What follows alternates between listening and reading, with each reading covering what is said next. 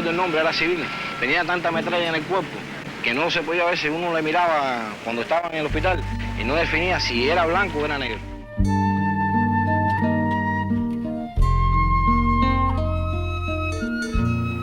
Él fue asesinado por una de esas bandas. Cruelmente se ensañaron en su cuerpo. De adolescente todavía, pues contaba 16 años nada más. De frente a tu mirada he vuelto a amanecer. Sin miedo a mi dolor, sano mi herida. Tomando en tu jardín la más querida flor, llena de tu aroma y de tu ser. Ese avión, mire, tengo que aclarar que ese fue un crimen tan grande porque éramos 5 niños, 2 mujeres y un solo hombre en esta cama de este campo. Es poder seguirte amando, multiplicar mi amor por cada estrella. Bien sabes tú che hai días de dolor quando el aliento. In questo momento, alle 12:22, scoppiò sta maledetta bomba. La vida es vida si hay valor de llevar la verdad de frente al mundo. ¿Qué podíamos hacer nosotros? ¿Qué debíamos hacer nosotros? Defendernos con la inteligencia, Bien sabes tú con las ideas, que hay días de dolor, con el espíritu de sacrificio de nuestros se hace más jóvenes. profundo. Solo la vida es vida si hay valor de llevar la verdad de frente al mundo. Trabajo que era el que yo realizaba en la búsqueda de información para evitar que el pueblo cubano fuera agredido por estas acciones que durante más de 45 años se han desarrollado y originado y financiado desde el territorio norteamericano.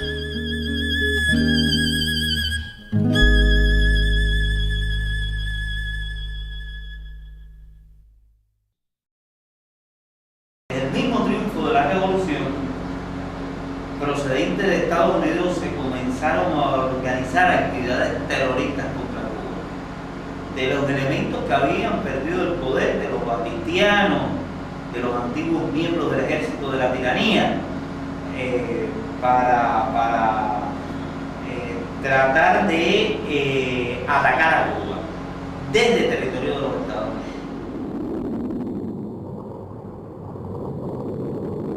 4 marzo del 1960.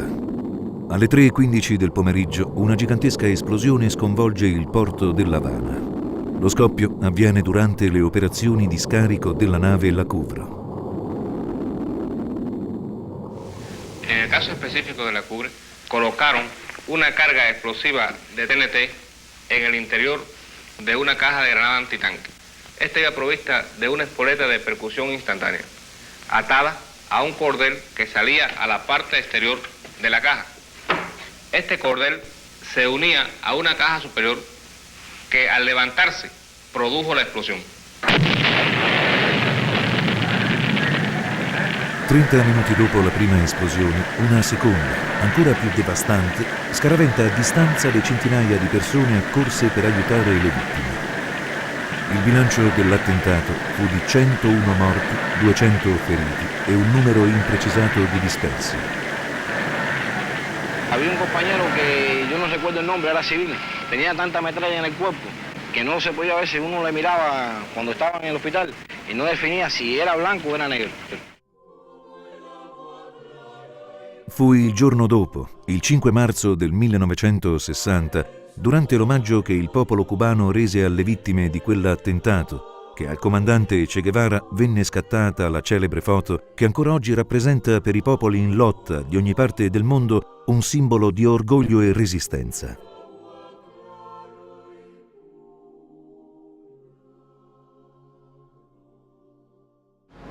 Pero también desde el mismo principio de la revolución, el gobierno de los Estados Unidos oficialmente concibió planes para atacar a Cuba, y dentro de esos planes el terrorismo jugaba un papel fundamental.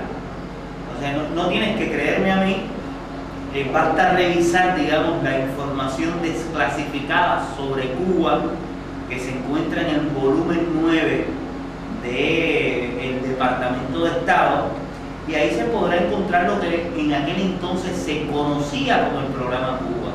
Ese Programa Cuba concebía la organización de una oposición tanto dentro como fuera de Cuba que justificase una invasión norteamericana, y también la hostilidad, la propaganda y la realización de actividades terroristas. En aquellos primeros años de la revolución seguramente encontrará, revisando la prensa, que no había día en que no se incendiase un cañaveral, en que no explotase una bomba, en que no se quemase una tienda por departamentos importantes, en que no se asesinase un campesino, todo como resultado de estas actividades terroristas. Por ahí está la cifra, como resultado de este tipo de agresión, más de 3.000 cubanos murieron, y una cifra aproximada quedaron con daño para el resto de su vida. Bueno, yo he sido perjudicada en lo más grande que puede ser una madre. La política agresiva de los Estados Unidos hacia nuestro país a través de las bandas contrarrevolucionarias, conocido por todo el mundo que eran financiadas, apoyadas y armadas por la CIA. En la década del 60, en la zona del Escambray, se encontraba mi hijo, Manuel Ascunce Domenech, que fue asesinado por una de las bandas contrarrevolucionarias el 26 de noviembre de 1961. Él se encontraba allí en las montañas realizando una de las labores más hermosas, más humanas, como es la de enseñar. En este caso estaba enseñando a leer y a escribir a los campesinos para destruir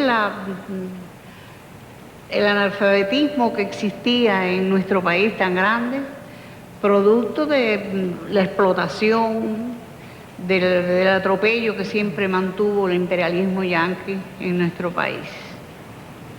Él fue asesinado por una de esas bandas, cruelmente. Se ensañaron en su cuerpo, de adolescente todavía, pues contaba 16 años nada más. Y aunque las vidas humanas para nosotros no tienen precio, el imperialismo yanqui no tiene perdón. Y yo considero que deben pagar por todo el daño que nos han hecho y el que aún nos están haciendo. Pues no soy yo sola, han sido miles de madres en este país los que hemos sentido la garra criminal de ellos clavada en nuestras entrañas.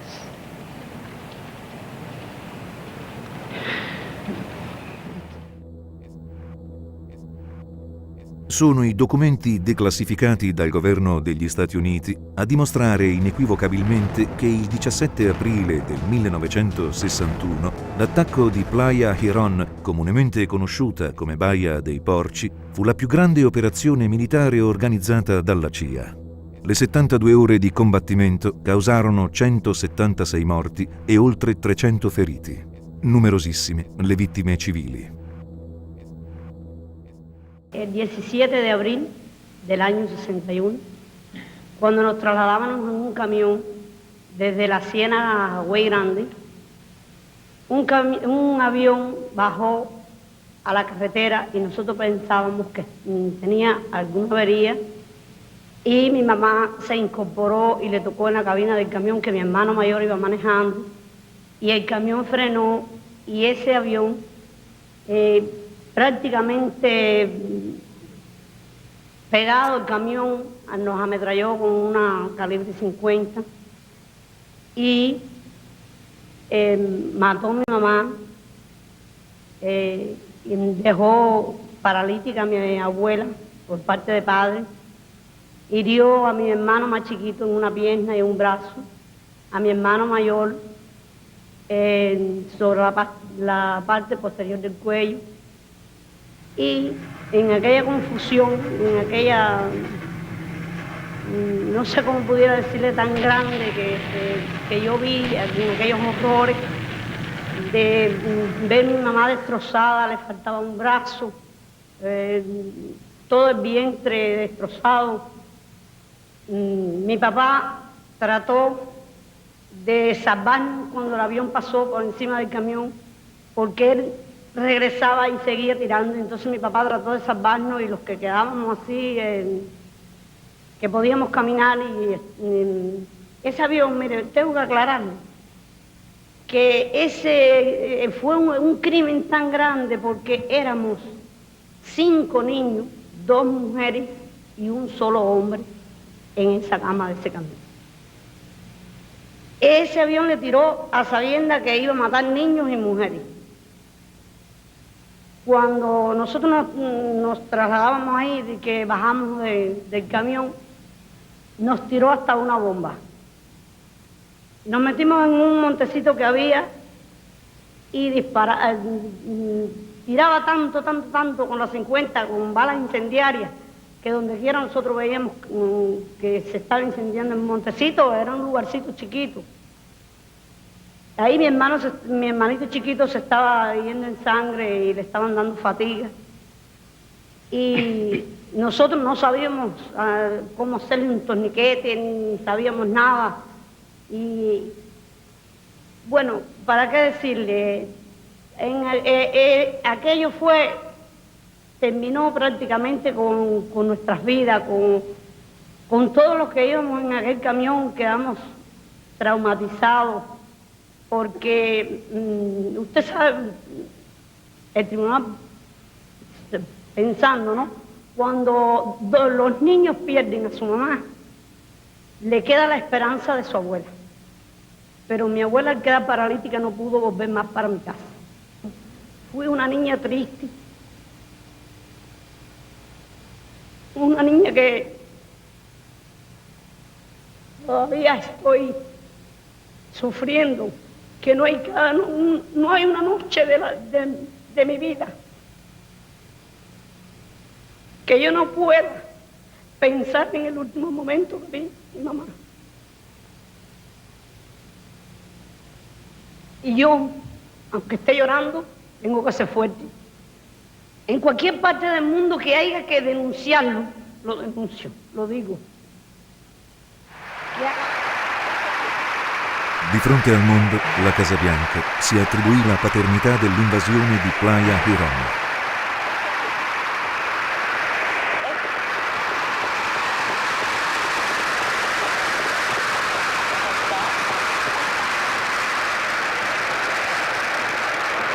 Es un honor para mí el estar hoy entre un grupo de los hombres más valientes del mundo. Después de Girón, pudimos conocer, siempre con posterioridad, la Operación Mangosta, que era un enorme plan que incluía acciones de todo tipo en el terreno político, diplomático, económico y, por supuesto, la realizzazione di attività terroristica. Il 9 luglio del 1976 esplose una bomba nascosta dentro una valigia caricata su di un aereo della Cubana de Aviación con 29 passeggeri a bordo, che dalla Giamaica doveva andare a Cuba. Il ritardo di 40 minuti della partenza di quel volo evitò la strage. Il 6 ottobre di quello stesso anno, il volo civile della Cubana de Aviación, che da Barbados doveva raggiungere la Giamaica e Cuba, non ebbe la stessa fortuna. Proprio in quell'anno, il 1976, ancora sconosciuto alla popolazione mondiale, era diventato direttore della CIA un certo George Bush.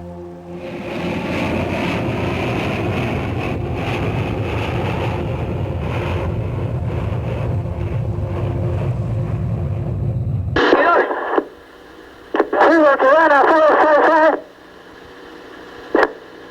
Cubana 455, Cubano. We had an explosion and we are descending immediately. We had fire on board. Okay, Silver Cubana 455. We are requesting immediately landing. Cubana 455, you are clear to land. Roger. Cierre la puerta. Eso es. Pégate al agua, Fabio, pégate al agua. Ok, Cubana desde Cari West 650, diga si le podemos servir en algo.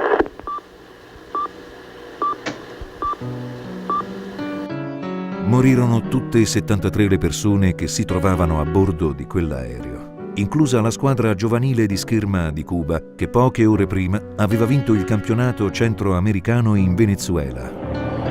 Solo los restos mortales de 8 cubanos han podido ser recuperados. Ellos se convierten así en símbolo de todos los caídos. A Luis Posada Carriles, terrorista di origine cubana, già agente della CIA, veniva comunicato che l'autobus con i cani era caduto, mentre Orlando Bosch, negando l'evidenza, sosteneva e sostiene ancora oggi che l'aereo caduto in Barbados era un aereo da guerra camuffato con le insegne della Cubana de Aviación. ¿Sabe quién es Orlando Bosch? Orlando Bosch, no dicho por nosotros, por Cuba. Orlando Bosch lo calificó en el año 89 el Departamento de Justicia de los Estados Unidos como el más notorio terrorista del hemisferio occidental. Es de esa persona de la cual estamos hablando. Organizador junto a Posada Carriles de la voladura de ese avión cubano que explotó en pleno vuelo, con otras acciones terroristas en los Estados Unidos, desde tirarle con una bazooka a un barco polaco hasta tratar de tirotear el edificio de las Naciones Unidas. O sea, realmente una amplia historia. Bueno, Orlando Bosch regresó a los Estados Unidos. Él tenía un amigo en la campaña de la congresista Iliana Ross, el jefe de la campaña de Iliana, que resultó ser el hijo del presidente de los Estados Unidos. Te estoy hablando del actual gobernador del estado de la Florida, de Jeff Bush. En aquel entonces trabajaba con Iliana y él consiguió que su papá, el presidente 41 de los Estados Unidos, le otorgase un perdón presidencial a Orlando Bosch. Y esa es la razón por la cual Orlando Bosch, a pesar de lo que dijo su propio Departamento de Justicia, camina libremente por las calles de Miami. Pero no solamente es que camina libremente, organiza acciones contra Cuba. En esta entrevista que te mencioné, en esta emisora de Miami en el mes de febrero, él se atribuyó la autoría de 11 actividades terroristas contra Cuba en los últimos 10 años. Y constantemente está haciendo exhortaciones a tal fin. Tra la fine degli anni 70 e i primi anni 80, Cuba fu oggetto di una vera e propria guerra biologica che, per affermazione di ex agenti dell'FBI, gli Stati Uniti organizzarono durante la presidenza Nixon.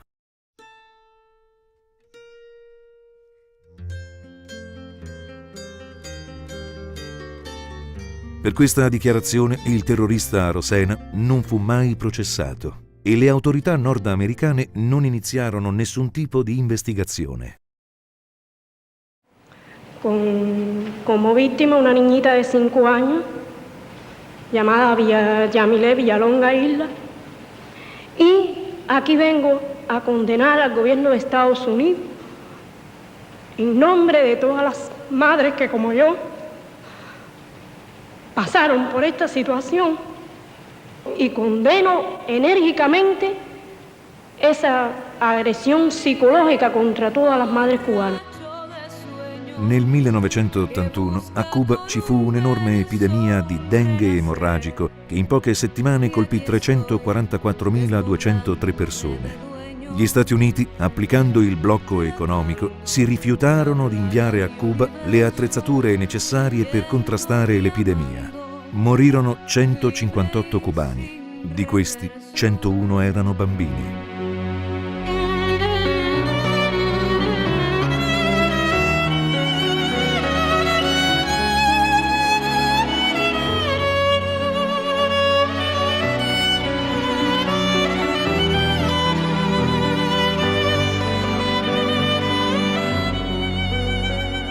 Yo no soy más que un ordinario ser, triste y alegre, borracho de sueños, que busca con un verso un renacer.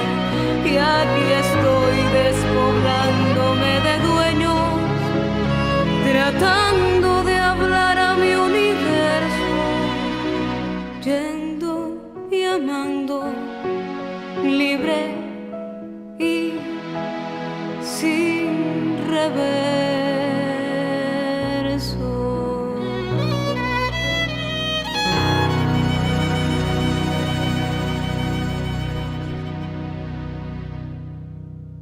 Si nos remontamos un poco más hacia esta etapa, como recuerdas, en los años 97 se produjeron una serie de explosiones aquí en La Habana, esencialmente en hoteles, restaurantes vinculados al turismo, para tratar en aquel momento de impedir que Cuba desarrollase su potencial con relación al turismo, de amedrentar a los turistas extranjeros.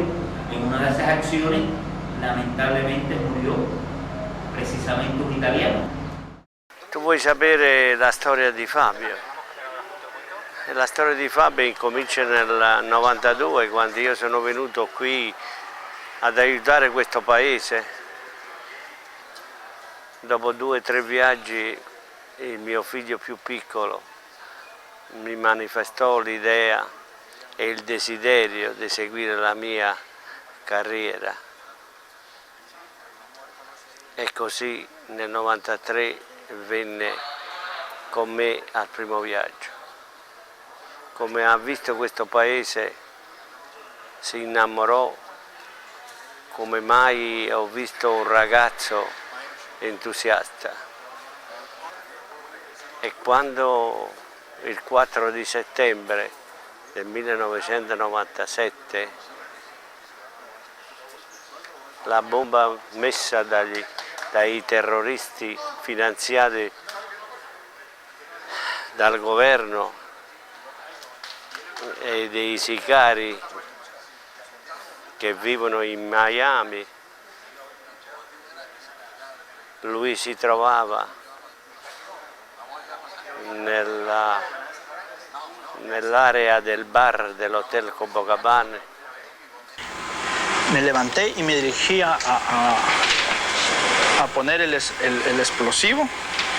Entonces yo ya traía abierta la maleta con el explosivo enfrente. Lo único que hice fue observar para los lados y disimuladamente saqué el explosivo y lo metí acá. Acá y le di vuelta, lo metí y le di vuelta acá. Stava salutando 2 turisti, amici suoi, un matrimonio, marito e moglie, che avevano studiato insieme, per offrirgli un pranzo, perché alle 3 del pomeriggio li accompagnava all'aeroporto. In questo momento, alle 12:22, scoppiò questa maledetta bomba. I suoi amici stavano seduti e lui stava in piedi perché aspettava l'orario di apertura del ristorante. E una scheggia lo fece morire in 2 minuti. Da quel momento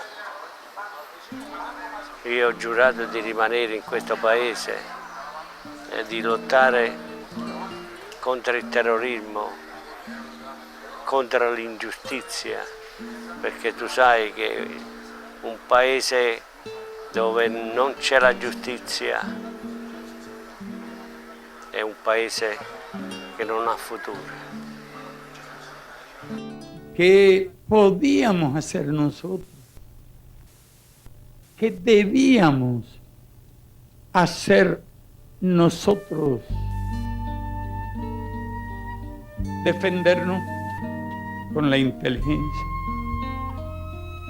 con las ideas, con el espíritu de sacrificio de nuestros jóvenes.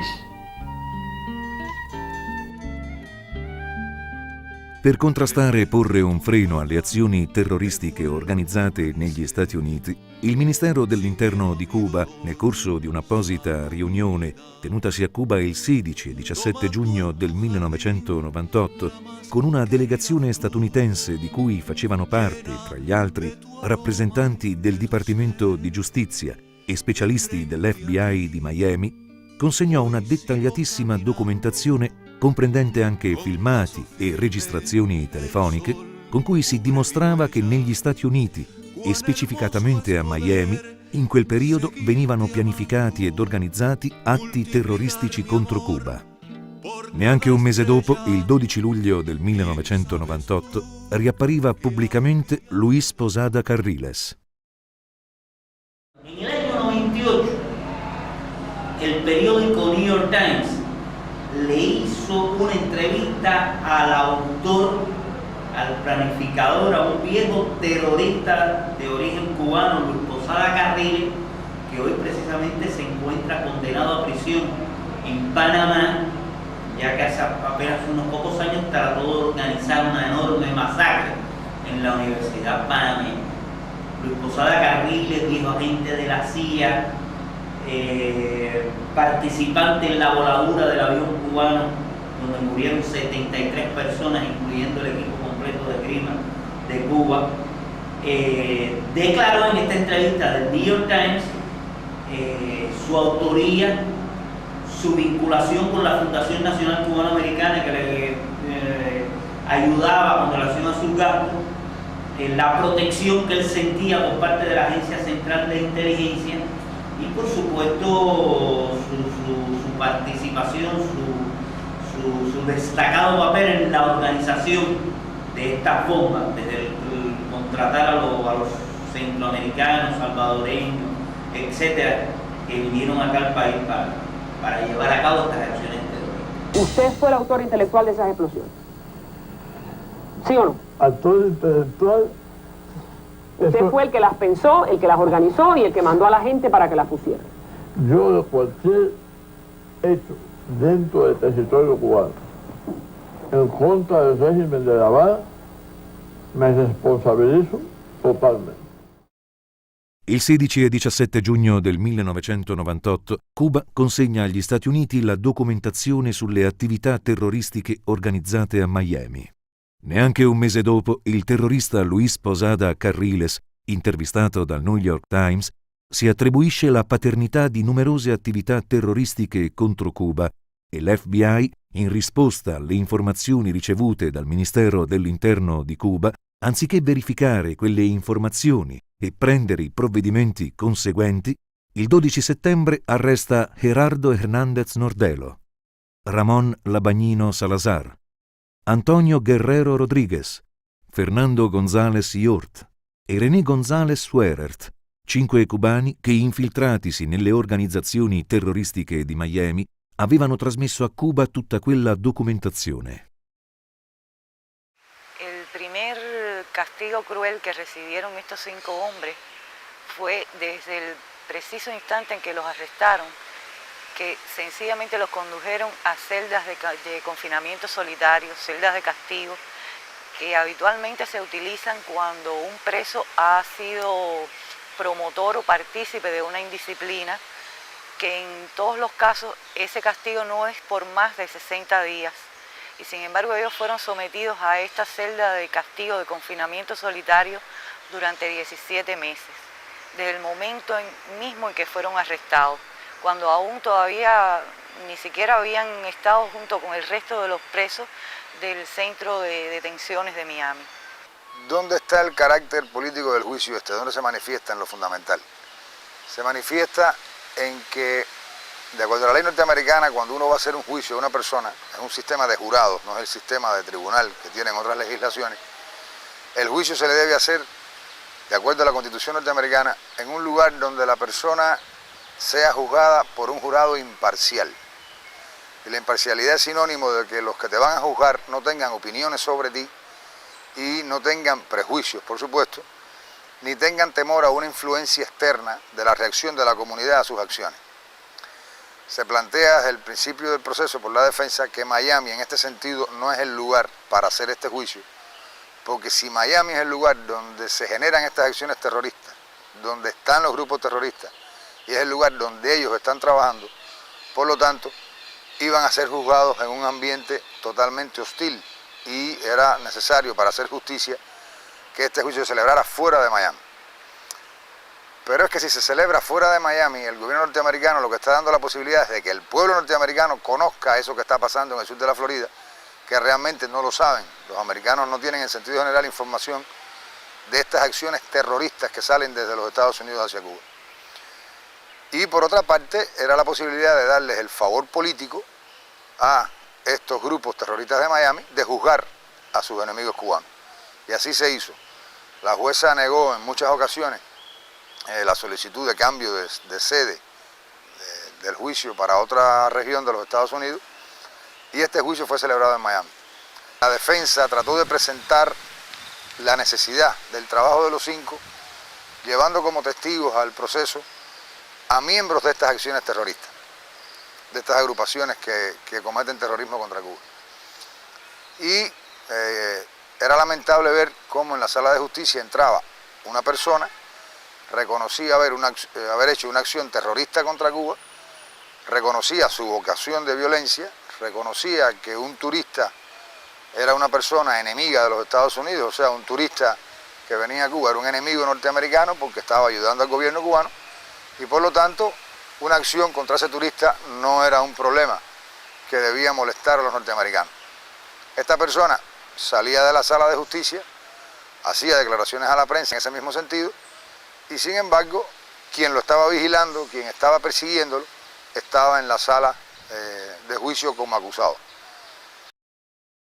Rodolfo Frometa è uno dei terroristi che hanno testimoniato al processo contro i 5. In quella sede ha riconosciuto il possesso di armi ed esplosivi e l'attività di addestramento di 2 gruppi paramilitari nel sud della Florida. Le incursioni armate contro Cuba, organizzate e partite dal sud della Florida. Tutte le sue dichiarazioni sono riportate negli atti processuali. En Miami puedes ver, por ejemplo, el periódico de Wall Street Journal se refirió el año anterior a un también conocido terrorista cubano, Frometa, que se dice, él se autotitula jefe de los comandos F4. Frometa hizo una alianza con las fuerzas opositoras a Chávez en Venezuela para organizar actividades terroristas en Cuba y en Venezuela. Y este señor también se pasea libremente por las calles de Miami. Es realmente lo que demuestra la hipocresía del gobierno norteamericano en el tema del terrorismo, ¿no? Sobre todo en estos momentos que se está hablando de ataques preventivos, de luchar contra acciones terroristas en el mundo. Y por otra parte tienen en prisiones norteamericanas a 5 hombres que lo que hacían era luchar contra el terrorismo. Parecería que nos encontramos en un mundo donde hay 2 tipos de terrorismo. Un tipo de terrorismo malo, que es el terrorismo que daña a los Estados Unidos, y un tipo de terrorismo bueno, que es el que se practica contra Cuba desde el territorio norteamericano y contra otros países. Y que el mismo sencillamente es tolerado, porque esos son los amigos norteamericanos. Para nosotros la lucha contra el terrorismo es una sola, o sea, nos oponemos a todo tipo de terrorismo, por lo que eso significa para la pérdida de vidas inocentes. Es lo que más marca en este sentido el carácter político del proceso, porque el propósito del gobierno norteamericano, como se ha visto recientemente, está precisamente en derrocar al gobierno cubano. Y esos grupos de Miami, con sus acciones terroristas, en definitiva, lo que han hecho es tratar de cumplir un objetivo político norteamericano, y por lo tanto estos 5 hombres son evidentemente sus enemigos. Para ejemplificar qué cosa es Miami como lugar inadecuado para este juicio, se pudiera decir, por ejemplo, que en Miami es imposible que actúe un artista cubano. O sea, un artista cubano que viva en la isla no puede actuar en Miami porque eso genera disturbios en la ciudad. Porque se considera que ese artista es un agente del gobierno cubano, por el solo hecho de vivir en Cuba.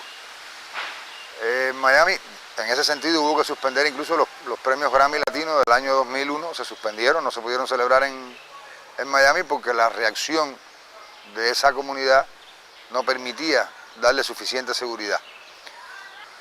El caso más ilustrativo es el caso de Elian González, que la sola decisión de una corte de que un niño fuera devuelto al padre después que la madre falleció, implicó que se quemaran banderas norteamericanas en las calles, se quemaran neumáticos, o sea, provocó una reacción violenta dentro de esa comunidad, una decisión judicial tan elemental y tan bien tomada como la de devolver ese niño a su padre. È proprio durante la vicenda di Elian González, in un clima rovente e di violenza, che si svolge il processo ai 5 cubani.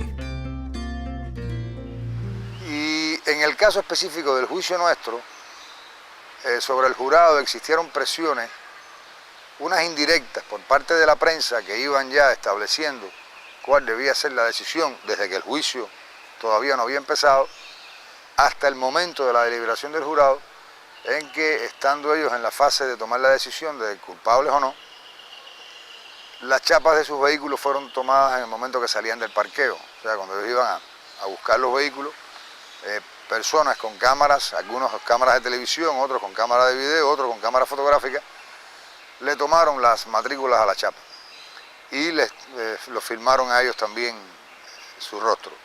Esto ocasionó preocupación por el jurado, se les planteó a la jueza esta preocupación.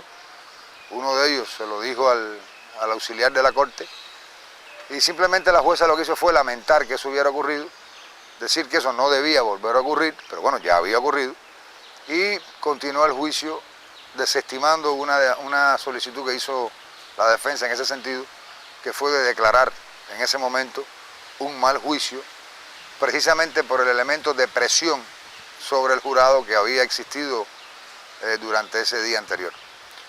Lamentablemente la jueza no se acogió al derecho y lo que decidió fue continuar el juicio y permitir que el jurado entonces dictara una sentencia o un veredicto en una condizione di temor e in una condizione di pressione.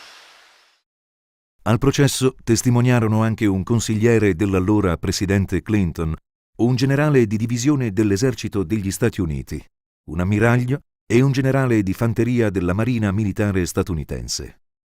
Per quanto di loro competenza dichiararono che gruppi terroristici avevano operato nel sud della Florida con l'intento di provocare una reazione del governo cubano, che i 5 non avevano rappresentato in nessun momento un pericolo per gli Stati Uniti e che non si erano appropriati di informazioni segrete o riguardanti la sicurezza degli Stati Uniti. Non avendo avuto accesso a informazioni segrete e riguardanti la sicurezza degli Stati Uniti, i 5 non potevano dunque essere considerati delle spie. La sentenza fu emessa l'8 giugno del 2001. Gerardo está condenado a 2 cadenas perpetuas más 15 años. Sobre él pesa la mayor condena que tienen los 5. El resto, en el caso de Ramón, que también tiene una condena de cadena perpetua, más 18 años. Antonio, que tiene, nosotros lo llamamos como Tony, tiene también una cadena perpetua, más 10 años. René, que tiene 15 años de condena, y Fernando 19. Por eso es que decía que sobre Gerardo pesa el máximo de las condenas que fueron aplicadas, a pesar de haber sido condenados por cargos que no fueron probados durante todo il processo giudiziale. Agli anni di detenzione venne aggiunta una sanzione addizionale. Agli accusati è proibito associarsi o visitare luoghi specifici frequentati da individui o gruppi terroristici. Fíjate la enormidad de esa sanción. El gobierno de Estados Unidos sabe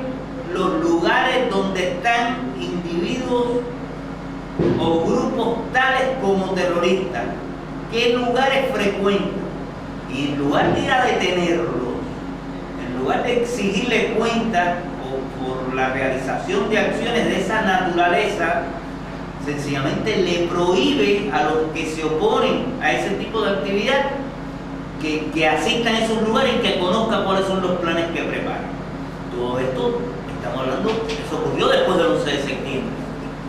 Después del 11 de septiembre, después de la famosa cruzada contra el terrorismo encabezada por los Estados Unidos, donde, como tú sabes, hasta guerras de conquista se han realizado con la justificación de la lucha global contra el terrorismo. Cuando ya ellos son juzgados y el jurado los declara culpables de todos los cargos, ellos hacen una carta dirigida al pueblo norteamericano y como castigo por haber escrito esa carta, que además el pueblo norteamericano ni siquiera conoce, fueron llevados nuevamente durante 48 días a celdas de castigo. Cuando los Estados Unidos comienzan su guerra contra Irak, injustificadamente los llevaron de nuevo al hueco, que son las celdas de castigo, solitarias de nuevo. Esta vez con más restricciones incluso que los dos huecos anteriores, con un documento que partía del Departamento de Estado donde decían que esas condiciones se podían mantener durante 1 año y quizás mucho más tiempo. Son tratamientos a hombres que nunca cometieron una indisciplina, que siempre han mantenido una conducta intachable en las prisiones donde se encuentran, que los mismos carceleros que están a cargo de su custodia no pudieron explicar, que sencillamente les dijeron cuando ellos preguntaron que eran órdenes que venían de arriba y que ellos tenían el deber de cumplirlas. El 20 de mayo el presidente Bush fue a Miami. Y ahí, en el acto que se estaba celebrando, en la tribuna de ese acto, había algunos terroristas con el presidente de los Estados Unidos. Por ejemplo, estaba el chino Aquino. Si tú ves una fotografía de ese acto, vas a ver al chino Aquino detrás del presidente de los Estados Unidos. Y este es un notorio terrorista reconocido como tal por las propias autoridades norteamericanas. Pero ¿sabes tú también quién estaba en la presidencia de ese acto? El terrorista Orlando Bosch. Y pues, al parecer, alguno de los asesores del presidente se dio cuenta y entonces lo bajaron de la tribuna y lo pusieron en la primera fila.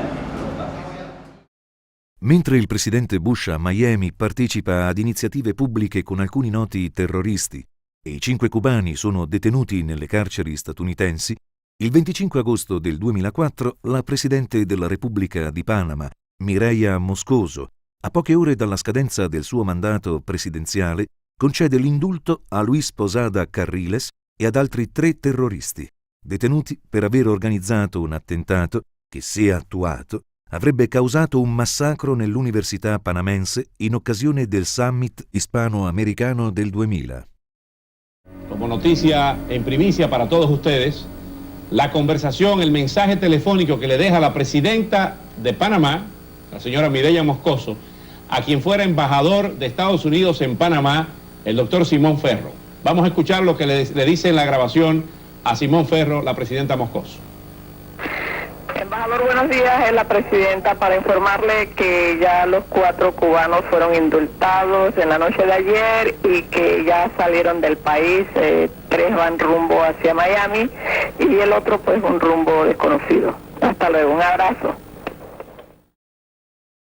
Luis Posada Carriles trova ospitalità negli Stati Uniti e il suo avvocato Eduardo Sota chiede che gli sia concesso asilo politico poiché ha favorito gli interessi degli Stati Uniti d'America per 40 anni.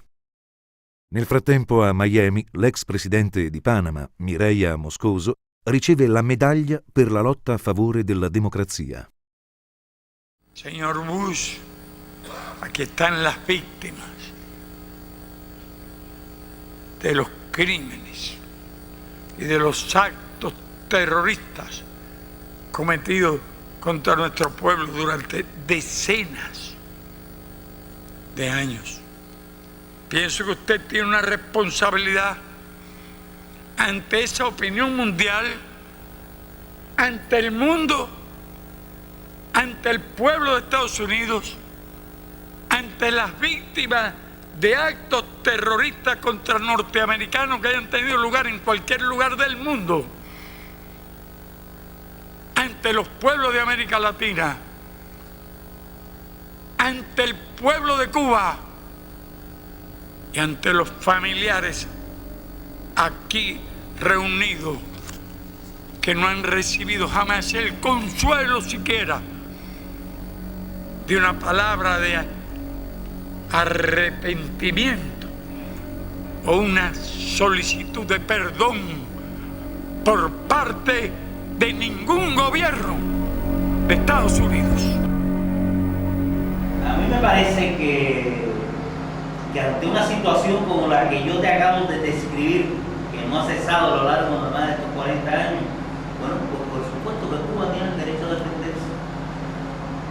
Si las autoridades norteamericanas no solamente no detienen, no juzgan a estas personas, sino que en muchas ocasiones las apoyan, las financian, las promueven, Cuba está asistido del derecho de conocer cuáles son los planes que contra nosotros se ejecutan. Y esa es la razón por la cual los 5 compañeros, los 5 héroes cubanos, pues se encontraban en territorio norteamericano.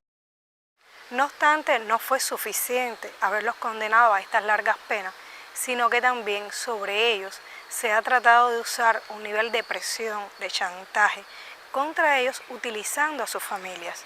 En este caso, Gerardo y yo llevamos prácticamente 6 años sin vernos, 6 años donde él ha sido presionado precisamente para que entrara en un nivel de negocios con la Fiscalía y no llegara a presentarse al juicio para declarar todas las cosas que el gobierno norteamericano estaba amparando a través de los grupos terroristas, las acciones contra Cuba.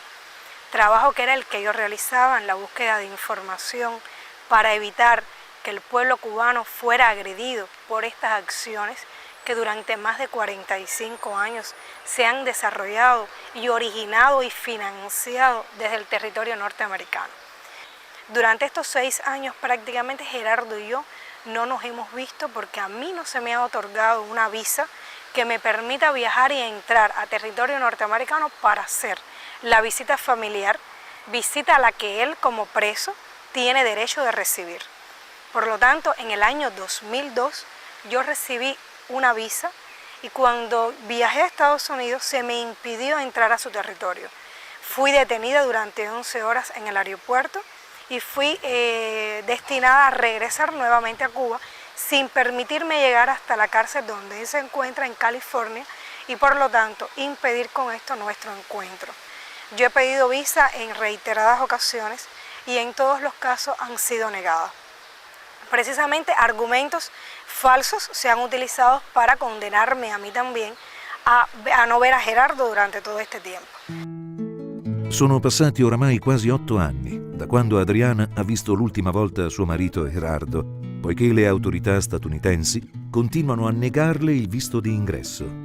Tra le motivazioni utilizzate spicca quella incredibile, secondo la quale Adriana sarebbe un presunto agente segreto, sabotatore o persona che potrebbe provocare il rovesciamento del governo degli Stati Uniti con la forza, la violenza o con altri mezzi illegali.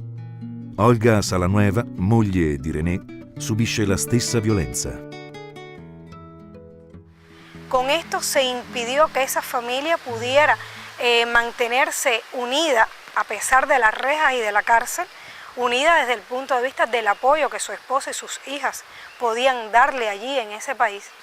En este caso no se está limitando solo a su esposa, se está limitando a su hija pequeña a no conocer a su padre, porque ella tenía solo 4 meses cuando su papá fue arrestado y en estos momentos no lo ha vuelto a ver.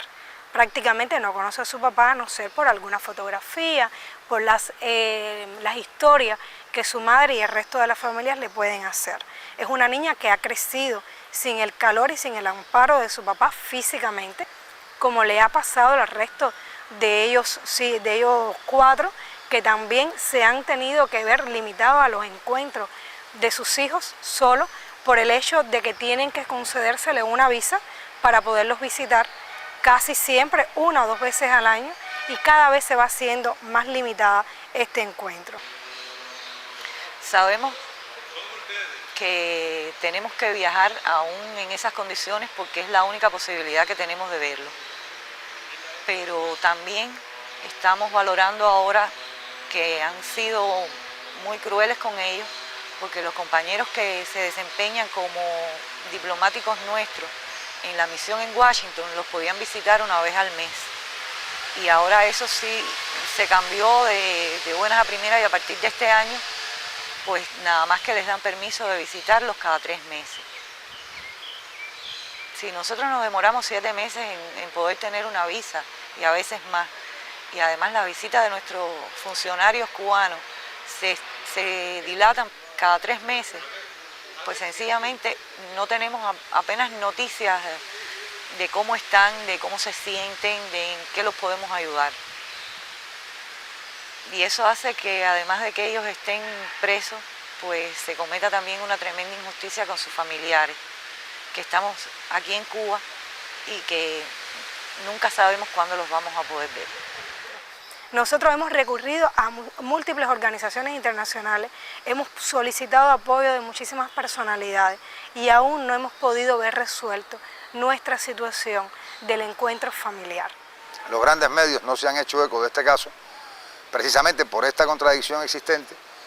Tendrían que hacer público en los grandes medios de prensa norteamericanos que hay 5 luchadores contra el terrorismo en cárceles norteamericanas.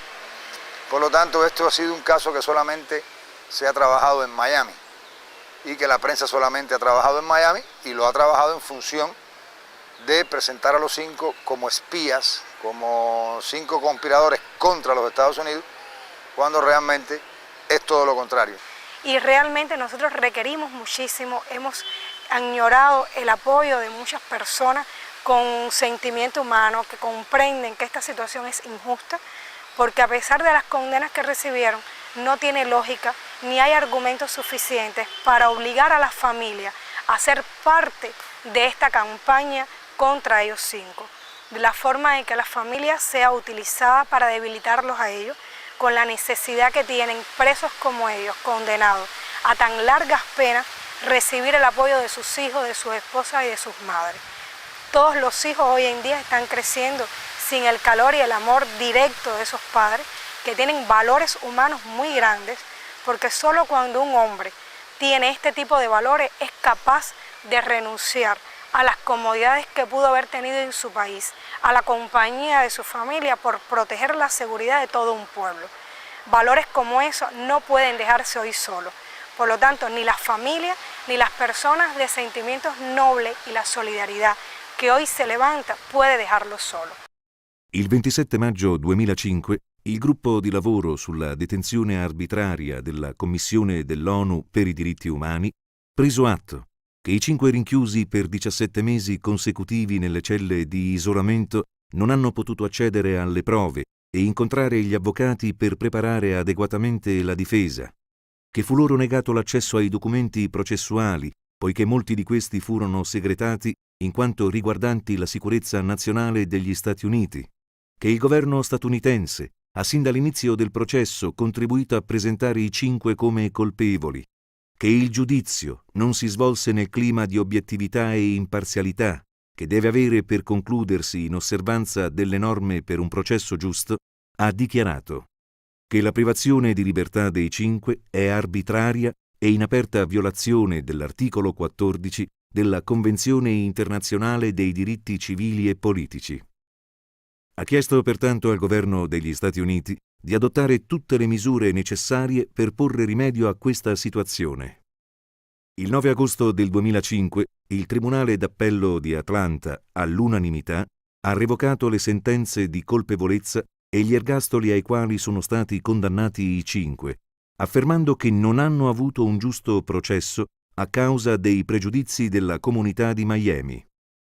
La decisione disponeva lo svolgimento di un nuovo processo. Nonostante ciò, i 5 continuano ad essere detenuti nelle carceri statunitensi. El objetivo fundamental que perseguimos es eso, es que se conozca esta verdad, que se sepa de este proceso, que personas con un poco de sentido de justicia, de vocación de humanidad, se acerquen al tema y se solidaricen con esta causa, que en definitiva es una causa que los cubanos consideramos muy justa y que cuenta con muchísimo apoyo por parte del pueblo cubano. En Cuba realmente yo diría que la inmensa mayoría de este pueblo, independientemente de sus motivaciones ideológicas o no, está a favor de la liberación de estos 5 hombres, porque precisamente en Cuba se conoce que son 5 defensores del pueblo cubano y que sacrificaron su vida y han arriesgado su vida en función de la defensa de este pequeño país. Reclamamos la ayuda de todas las personas que puedan ayudarnos a lograr que estos hombres regresen a Cuba y que las familias puedan volver a unirse. Un mundo mejor es posible, pero cuando se haya alcanzado un mundo mejor es posible, tenemos que seguir repitiendo: un mundo mejor es posible, y volver a repetir después: un mundo mejor es posible.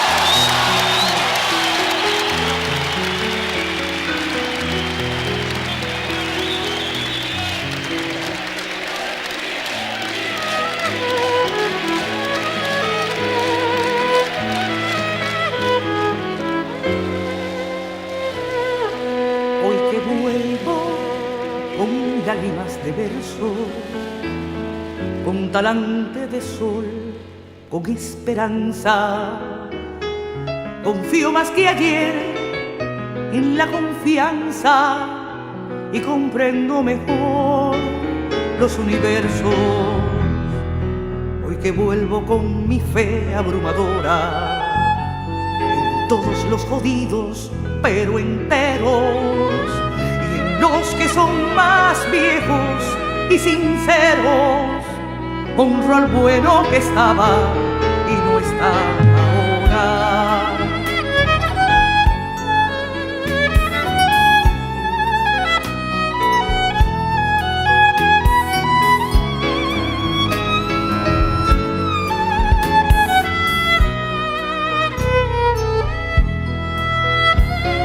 No creas que al volver antes estuve ausente de tu verde pradería.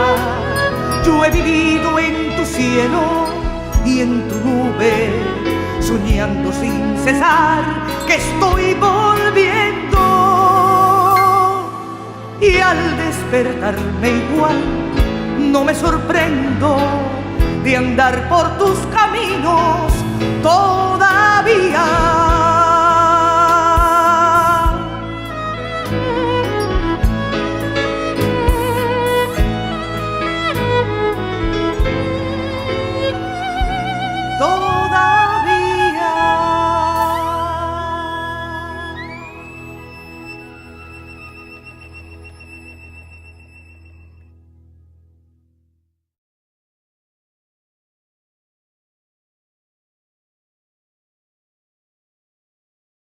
La cabeza lo único que hay que tenerla es sobre los hombros erguidos y la frente levantada, ¿ya? Lo más es camino para adelante. Para adelante, mi amor.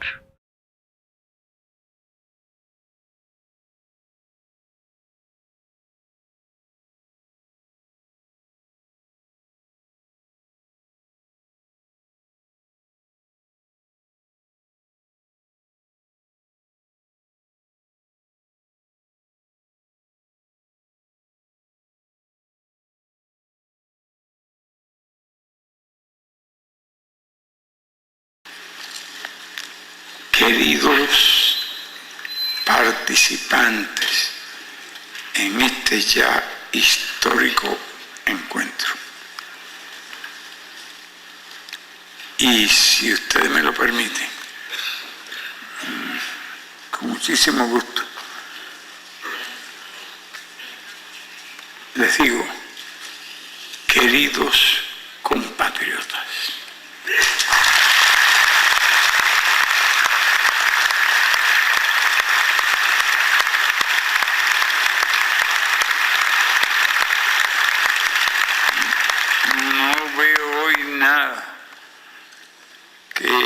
que nos diferencia entre los que nacimos aquí y los que nacimos en otros nada oscuros rincones del mundo.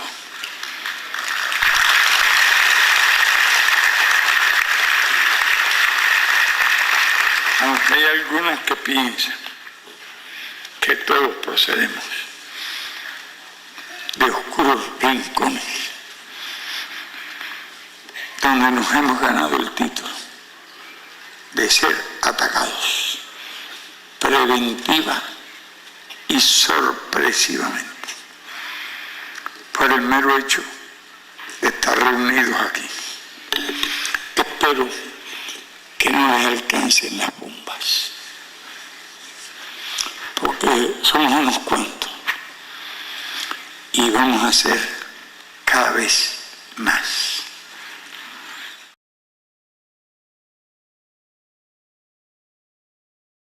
Vengo armado de amor para trabajar cantando en la construcción de la mañana.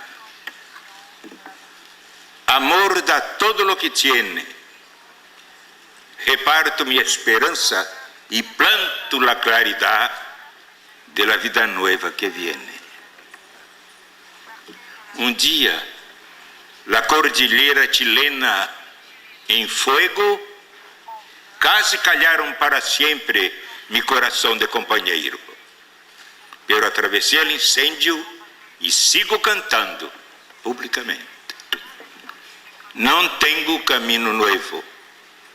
Lo que tengo de nuevo es el modo de caminar. Con los pobres de mi tierra, con la mirada triste de un niño que va a dormir con hambre en mi floresta.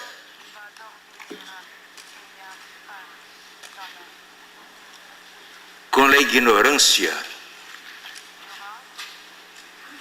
fruto podrido de la miseria, aprendí que el mundo no es solamente mío. Pero sobre todo aprendí que lo que más importa antes que la vida se pudra es trabajar en la mudanza de lo que es preciso mudar, cada uno en su vez y cada cual en su lugar.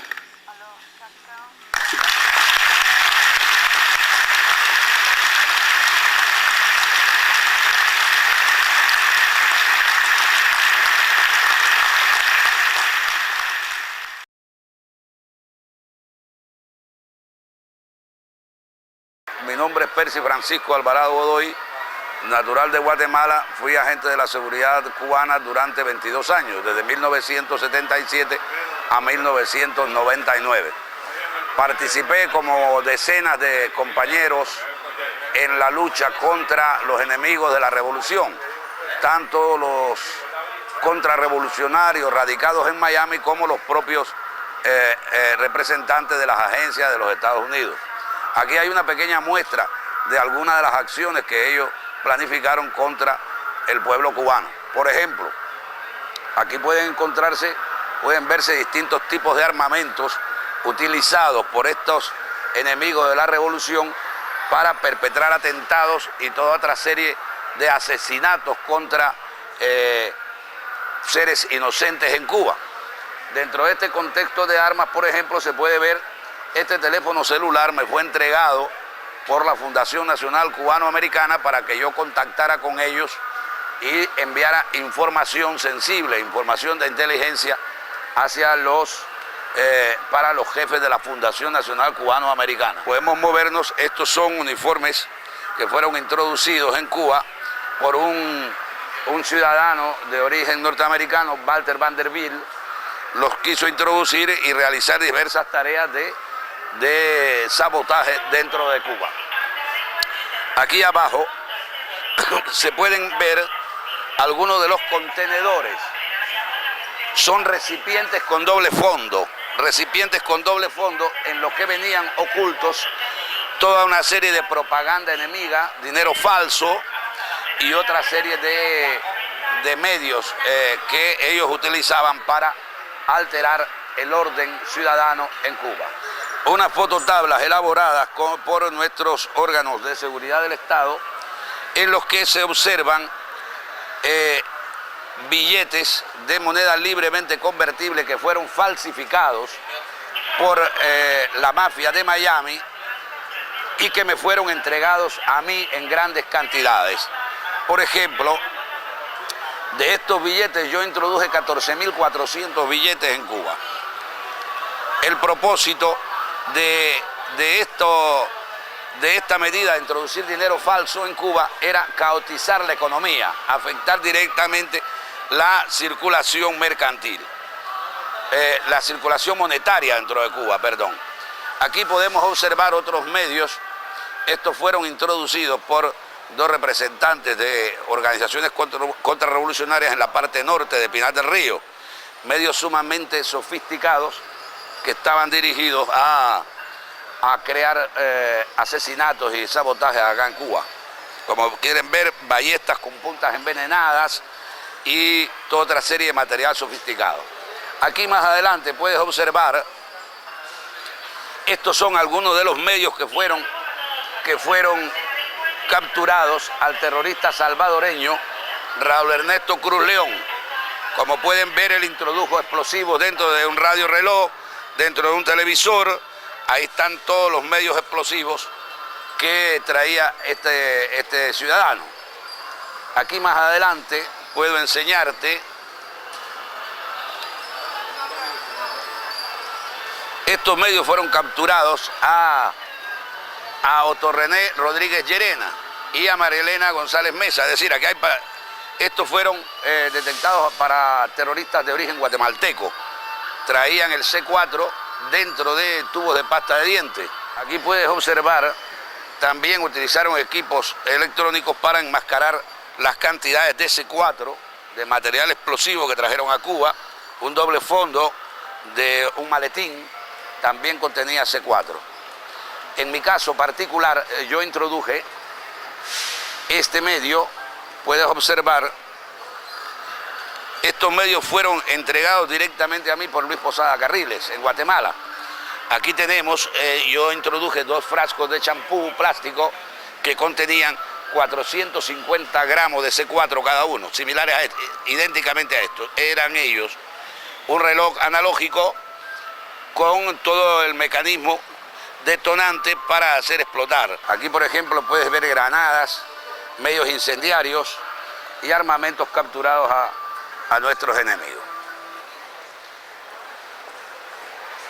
Como puedes ver, contra Cuba se ha desarrollado durante más de 40 años un sostenido terrorismo que ha provocado al pueblo cubano más de 2.000 muertos, más de 3.000 muertos y 2.000 heridos.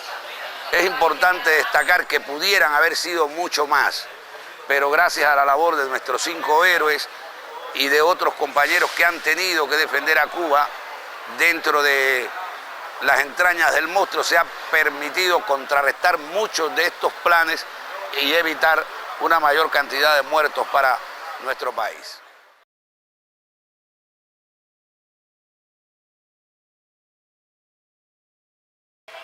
Yo creo que la lucha de los compañeros cubanos, de las compañeras cubanas, que ha empezado cuando llevaron presos a sus maridos, es sumamente importante. Tenemos diferencias porque las madres marchamos cada jueves, porque hace 28 años que no abandonamos esta lucha. Pero convertir el dolor en lucha, en eso sí que estamos juntas, en eso sí que es lo mismo. Hemos podido, ellas y nosotras, convertir el dolor en lucha.